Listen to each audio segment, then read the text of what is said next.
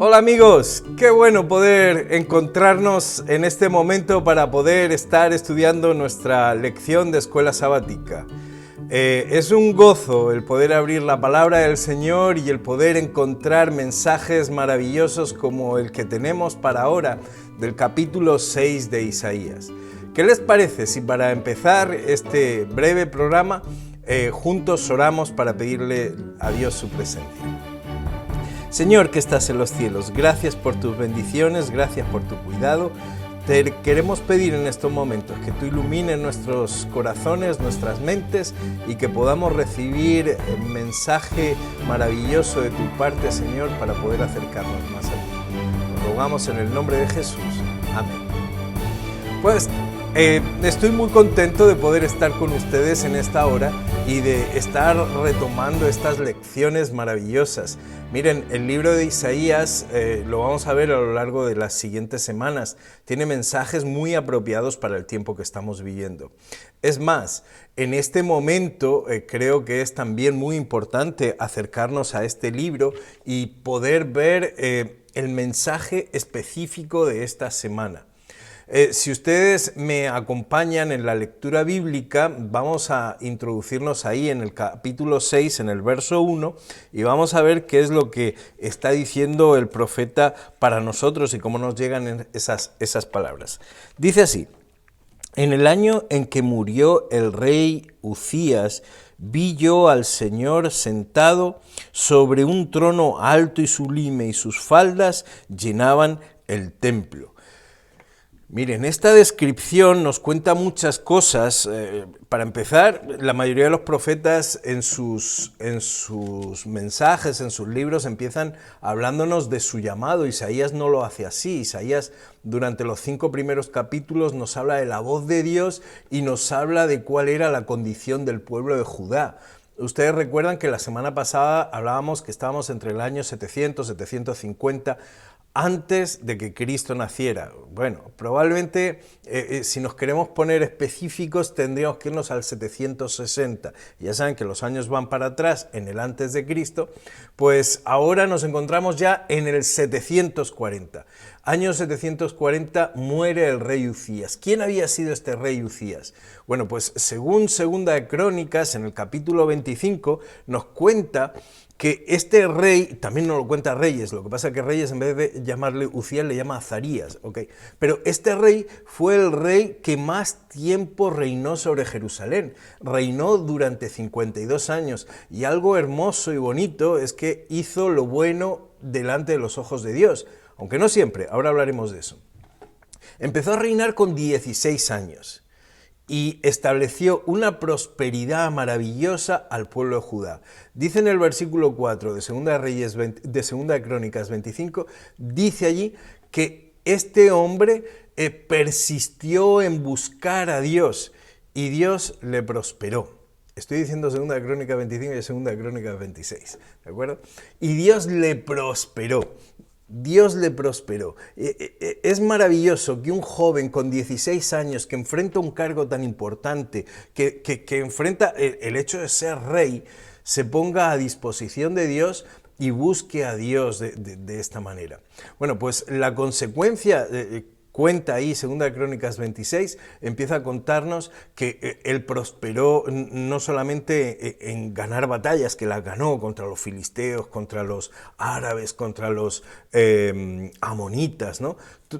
Todo eso fue toda una consecuencia de esa buena relación con Dios. Pero no solamente eso, sino que además edificó Jerusalén, levantó cisternas, abrió sitios de cultivo, espacio para ganados. Me gusta la frase que dice ahí, dice que era amigo de la agricultura, ¿no? Pero no solamente desde el punto de vista funcional o desde el punto de vista civil, también desde el punto de vista militar. Tuvo un ejército de más de 300.000 personas, de 300.000 soldados. Tuvo además sobre ellos capitanes y estaban perfectamente delineados y organizados. Dice además que hizo máquinas de guerra. Nosotros no podemos ver esas máquinas de guerra porque no tenemos relieves, pero sí tenemos relieves de los asirios con máquinas parecidas, ¿no? que catapultas que lanzaban piedras y lanzaban flechas enormes contra los muros, ¿no? partirlos de las ciudades. Dice además que al ejército les puso coseletes, les puso yelmos o cascos, les puso lanzas, les puso escudos. Es decir, hubo toda una reforma militar, hubo toda una reforma civil, un crecimiento maravilloso durante el reinado del rey Ucías.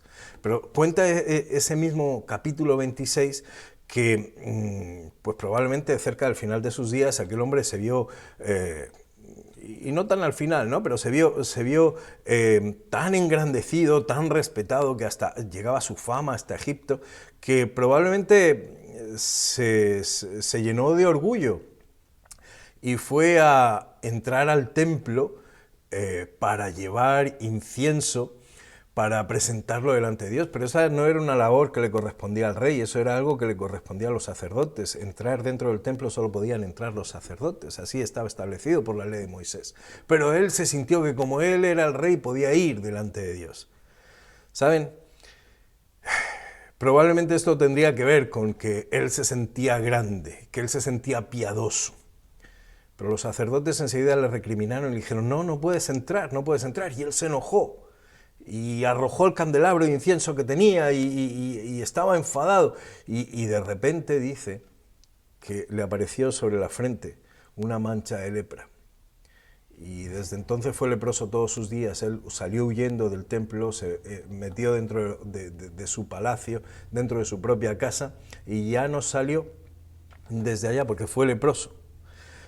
¿Saben? Esto me empieza a decir algo importante, y es que muchas veces nosotros pensamos que el bien, si quieren que lo diga, la santidad se ve por fuera, ¿no? Y saben, la santidad está por dentro. Y cuando el orgullo está dentro de tu corazón, es una evidencia de que el pecado está dentro de nosotros, el pecado no viene por fuera. Ustedes me han oído decirlo muchas veces. El pecado no es una conducta, el pecado es algo que llevamos por dentro, y la lepra fue un mal que le apareció a Ucías desde dentro. Tenemos que hacérnoslo mirar, tenemos que hacérnoslo ver y darnos cuenta de que yo no soy nada por muchas riquezas que me vistan por fuera. Yo soy lo que Dios quiere hacer, tú eres lo que Dios quiere hacer, Dios quiere hacer contigo.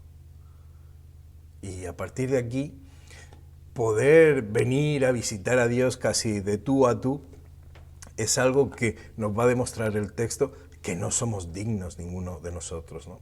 Por eso dice que en el año del rey Ucías, en el año de la muerte del rey Ucías, está señalando Isaías, probablemente dicen los teólogos, que todo ese tiempo en el que se había vivido de prosperidad, ahora el rey moría, y eso quería decir que llegaba la inestabilidad al reino, porque los diferentes pueblos vecinos veían que moría el rey, los asirios, que era la gran potencia entonces, empezaban a conquistar plazas, ciudades y reinos, y ahora ¿qué va a pasar?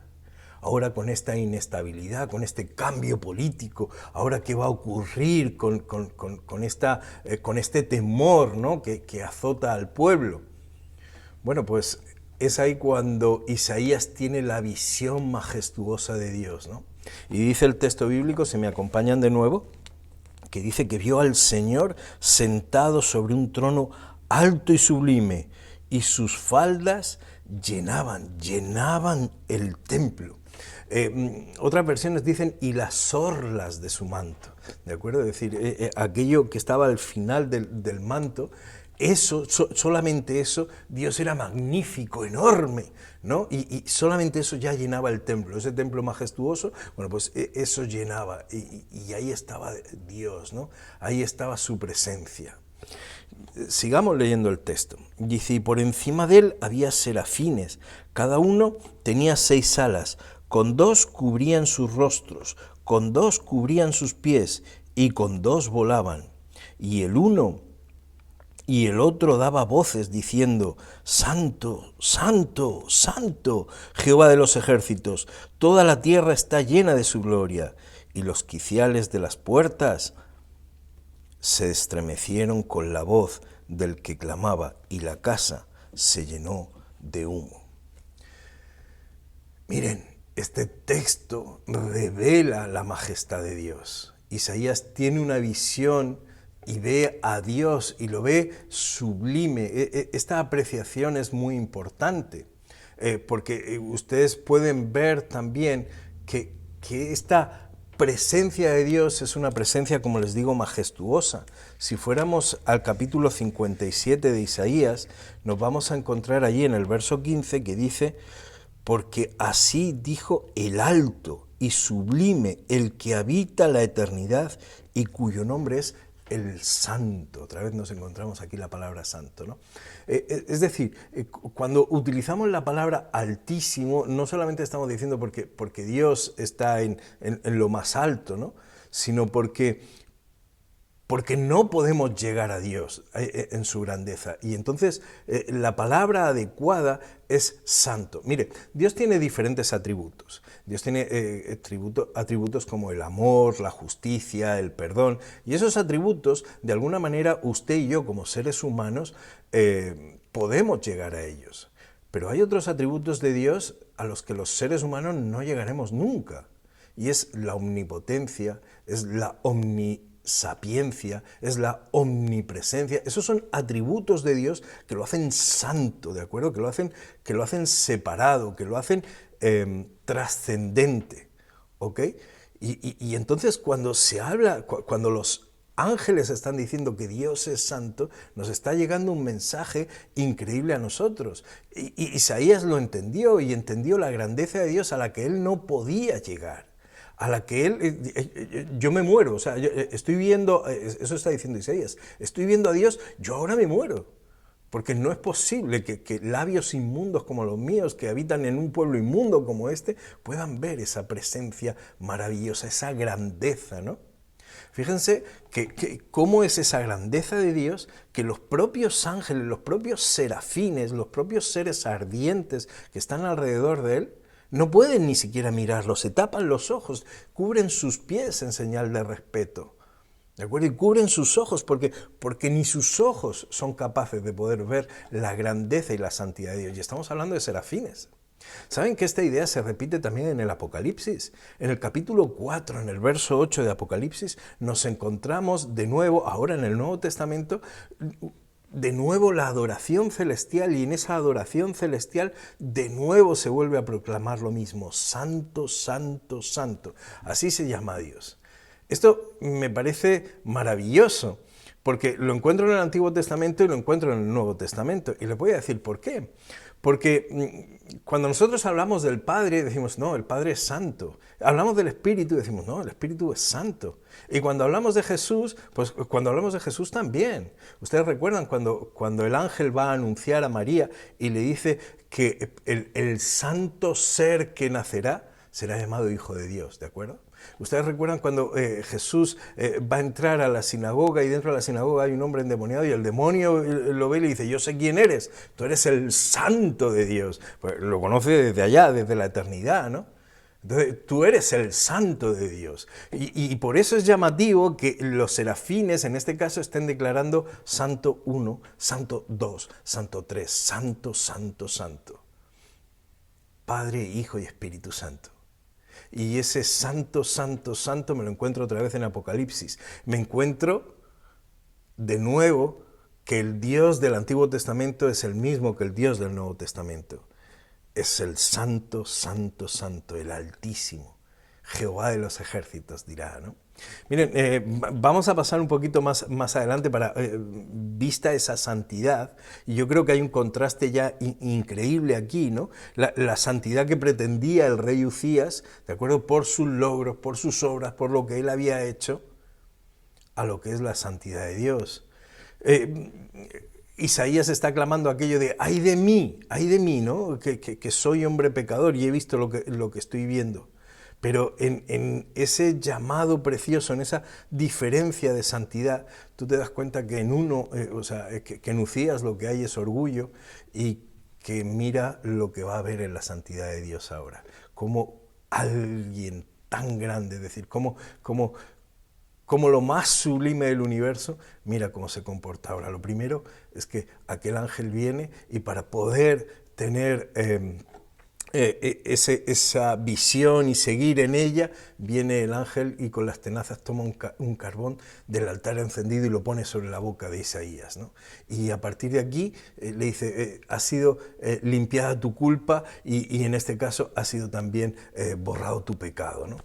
Y me emociona esta situación porque me recuerda a cuando Juan está allí, está viendo a Jesús en gloria y majestad y cae como muerto. Y de repente lo que hace es poner la mano sobre él. Y cuando pone la mano sobre él, entonces recobra aliento.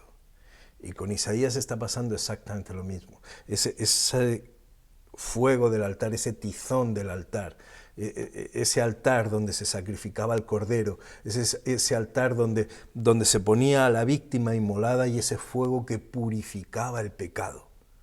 ¿Okay? Jesús se hace pecado, se hace como es el Cordero de Dios y se pone en el altar y el pecado, y el fuego consume a la víctima, ¿no?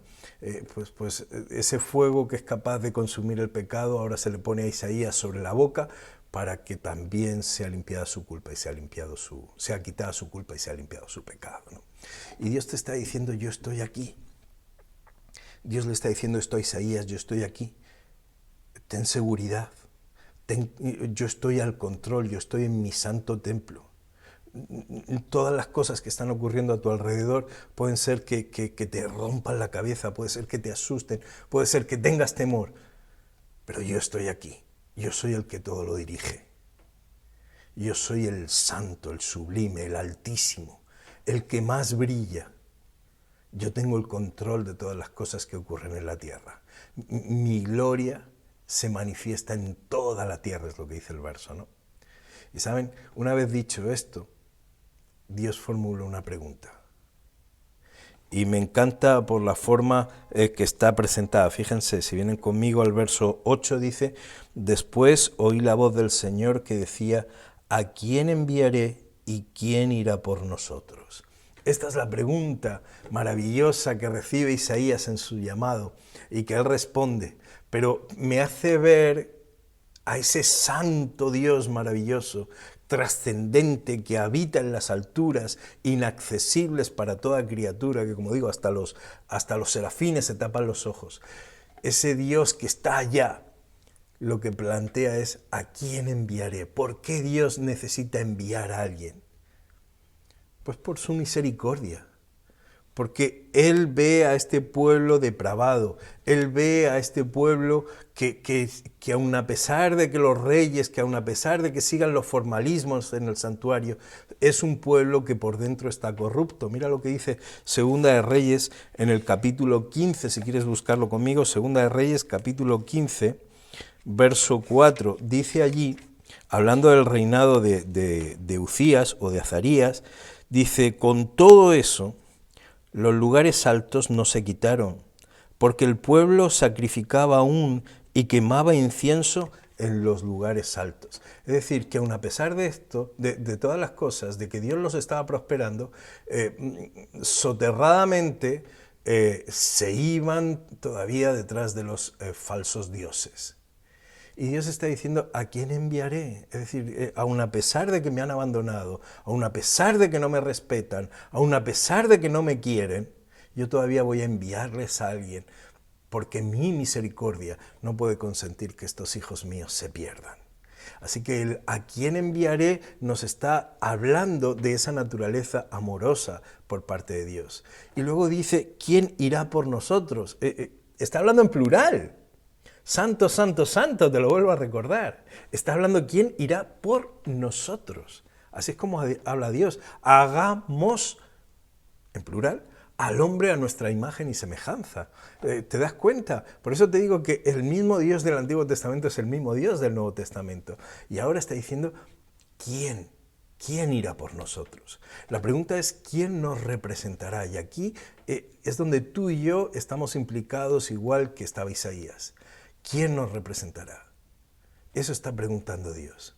E Isaías responde, envíame a mí. Y yo hoy te pregunto, ¿y tú? ¿Y yo?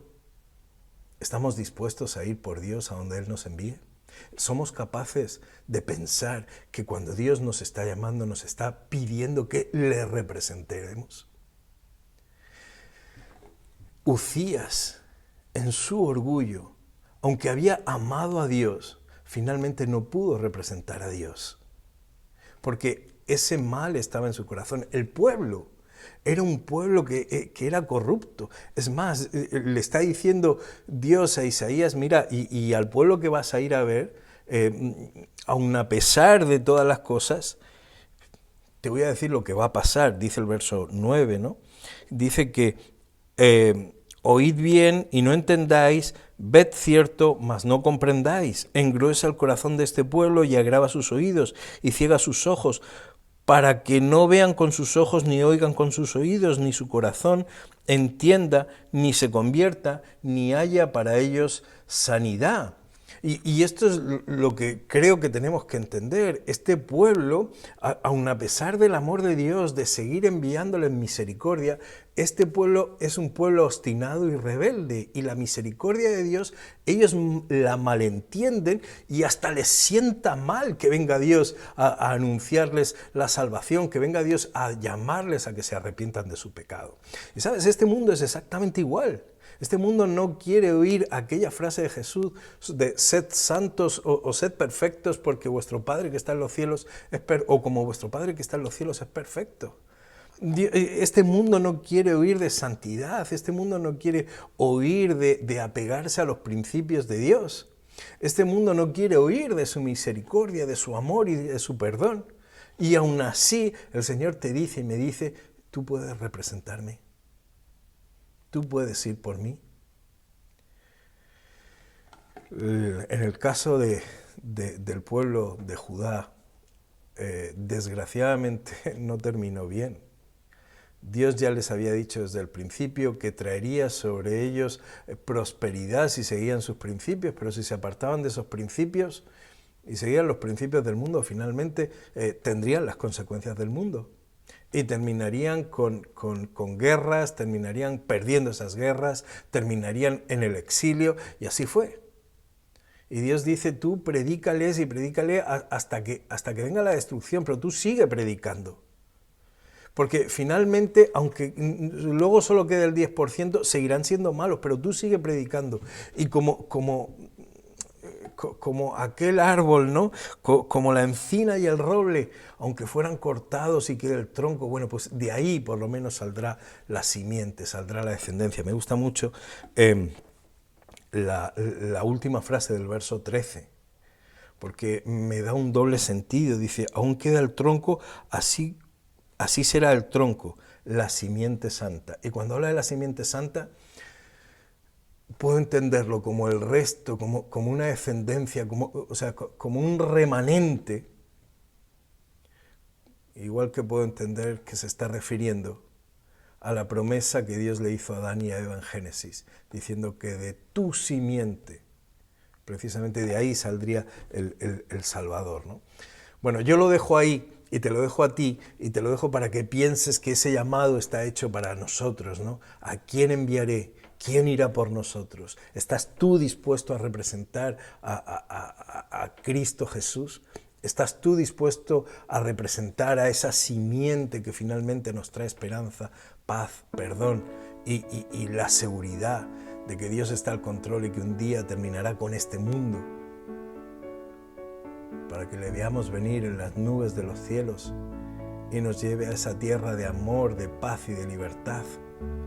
¿Eres tú el que o la que va a estar dispuesta a ser la representante de Dios para anunciar las buenas nuevas? Sabes, vivimos en un momento de la historia que es peligrosa, que es difícil, pero Dios nos está llamando. Ver a Dios, ver su majestad, es lo que nos tiene que dar seguridad. Saber de su presencia, de su santidad, es lo que nos tiene que motivar a llevar adelante esta obra preciosa. Que Dios te ayude, que Dios me ayude, que podamos entender lo que Dios está haciendo por nosotros y podamos manifestar su misericordia y su amor a otros en ese llamado precioso que Dios nos está haciendo. Bendiciones, mi amigo, para ti, para tu casa y para tu iglesia.